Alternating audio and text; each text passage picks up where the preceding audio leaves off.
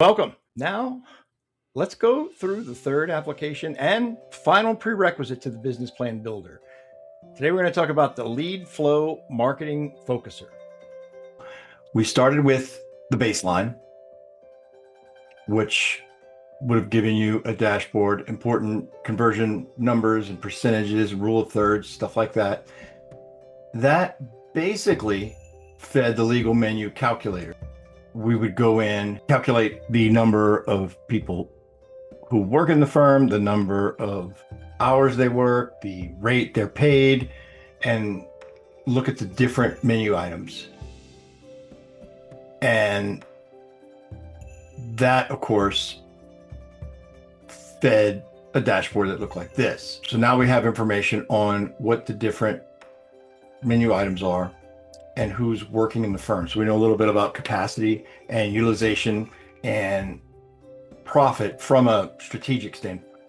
Now, third app deals with marketing, called a lead flow marketing focuser. In fact, if you start from the beginning, this is it right here.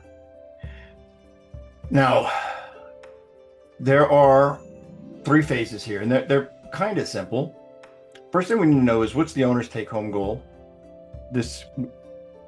We go into this with a lot more depth with the business plan, but roughly, what do you want the total owner benefit to be number-wise? Now, the only limitation here is it's got to be smaller than the annual revenue goal, because we're just talking about the owner's take-home goal from the firm itself. So you can't take more than the firm brings in, and you really can't take more than the firm makes, although a lot of people do.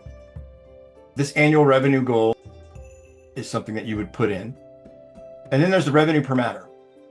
This is synced with the baseline. So we don't have to guess or hope or dream. This is a number that's brought over. If there's some error in that problem, you can unsync it, unlink it from the baseline, and then edit it if you want. But I advise against that. And then here's the number of new clients needed. In other words, if you need $1 million, and an average is 3,077, well, then you need 325 new matters to get to that number. Make sense? I hope so. All right. Phase two, these numbers, the total leads, the scheduled consultations, and the showed up, as well as the sales new clients, these are what's actually happened according to the baseline that we already did, right? And it's giving us conversion percentages. Now, when I say lead to schedule, notice this is raw lead to schedule. There is no stop between lead and schedule. So we're not measuring qualified leads here like we did in the baseline. Just pointing this out to you, because that's why this number may look different than what you think. Now, the show up rate and the sales conversion rate should be exactly the same as what you saw in the baseline, but now we're kind of fine tuning it and getting it ready for the business plan. And then there's a new blended lead to client rate, which kind of a 30,000 foot view where you can really just see what percentage of the total number of leads are actually becoming clients. But according to this annual revenue goal and according to this revenue per matter, if this is what you've got so far this year, this is telling us that you need another 1,691 leads this year to hit the 325 new clients, based on this 19.2 blended lead to client conversion rate. Because when we're trying to make predictions, we don't want to take everything through the whole sausage factory funnel that we have here, but basically lead to this blended lead thing makes things very simple. Got it? Okay. Now, when we're talking about marketing channels, marketing by definition, it actually means a lot to a lot of different things to a lot of different people. Marketing in this sense, and marketing in a law firm, it simply means convincing the right type of potential clients to reach out to the firm in the right number at the right time consistently. That's marketing. Marketing is not graphic design or SEO vendors or social media landing pages or any of that. Marketing is just trying to get the right number of the right types of qualified clients to reach out to the firm at the right time consistently. That's it. But part of intake is or should be tracking not only who's calling and what they want, but how did they hear about us? So we want to know. And this is what we build. So Google Ads, let's say you're doing some pay-per-click or some Google My Business or whatever, and you're doing it with a marketing company, let's say. Well, $8,000 a month. That's neither low nor high number, manageable number that I've seen before. But let's say you're paying $8,000 for the ads themselves and the company to manage the algorithm or whatever. You pay this amount monthly, 12 months a year, and you're getting 40 leads a month from the Google Ads. So annually, you get 480 leads. Cost per lead is $200.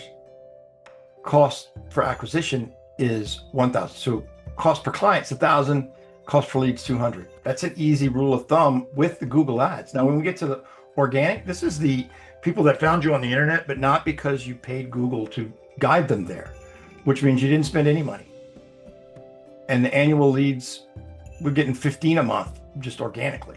Then we have social media, stuff you might do yourself or internally or AI or something that you're not typically going to spend a bunch of money on, but you could, or it could be part of this. In this example, this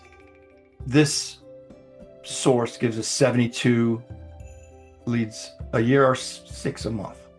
Professional referrals, this would be other attorneys. This would be people in your B&I chapter or other professionals that are not necessarily clients, former clients, family members, friends. They give you referrals, and quite often there are opportunities for you to give them referrals. In fact, those are the best referral relationships, is when it's symbiotic. At any rate, in this example, they get 8 of these a month. And then we have Google local search area. It could fall under Google Ads, but you may have a separate deal with Google here. And if you do, you see leads per month. But this gives you, cost per lead, cost per sale, cost of acquisition. But here, according to this, we're getting 79 leads a month. Find out if that works. So once you have phase 1, phase 2, and phase 3 built in, then we're going to save and create this dashboard. Doesn't change a whole lot, but here we have your annual revenue goal, your show up percentage, your sales conversion percentage, and that blended lead to client percentage. But we also are looking at, this is where our focus is coming from. This is where we think the leads are going to come from. Most of them are what's called a lead deficit, because we need 1,691 leads to get to our goal. So this is it's apropos that it's red, but the deficit is the problem. We're not set up to create another leads. Now, either we get more out of our different sources, or we start adding sources, or we manage the total goal for the year because we're not going to hit it. Or maybe we could double our rates if you don't think that's going to make business go sideways. At any rate, this is very helpful to see. But we see the acquisition cost, we see the revenue per matter ratio, which is healthy. It's just not enough to generate what we want. And we're going to be 743 leads short at this rate.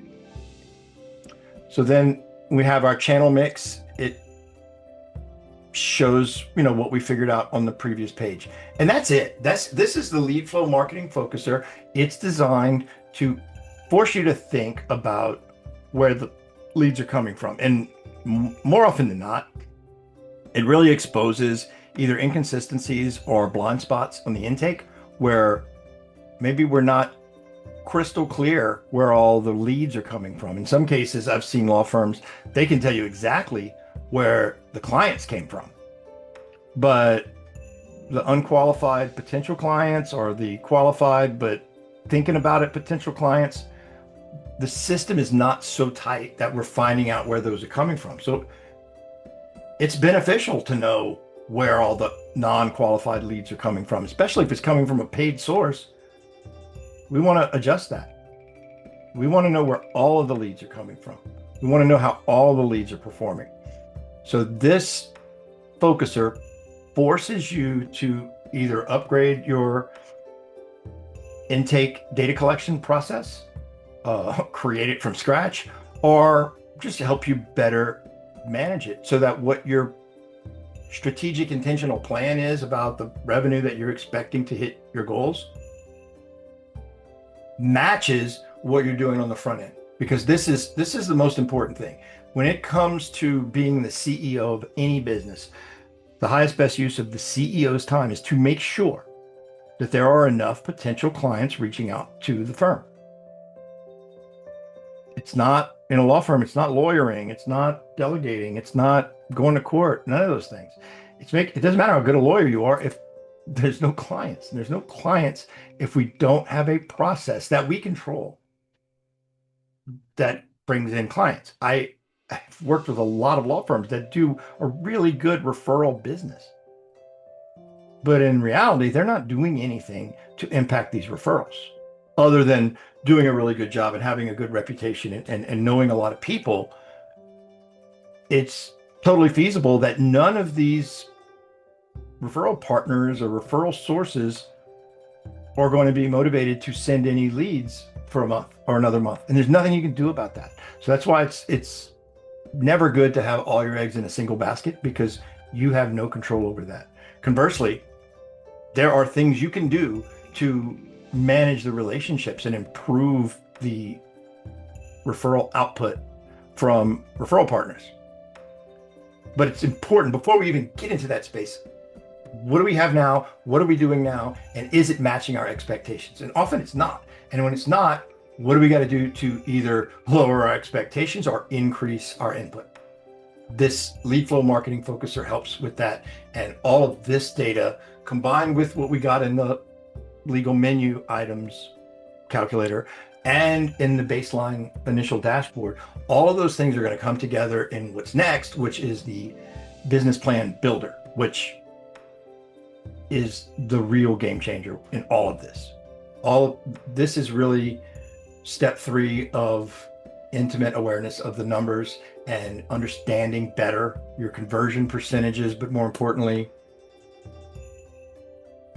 is what you think and feel and hope matching what you are intentionally doing to the firm? If it's not, this helps us fix exactly what's wrong. I hope this has been helpful, and I will see you at the business plan training video, which should be next. Thank you.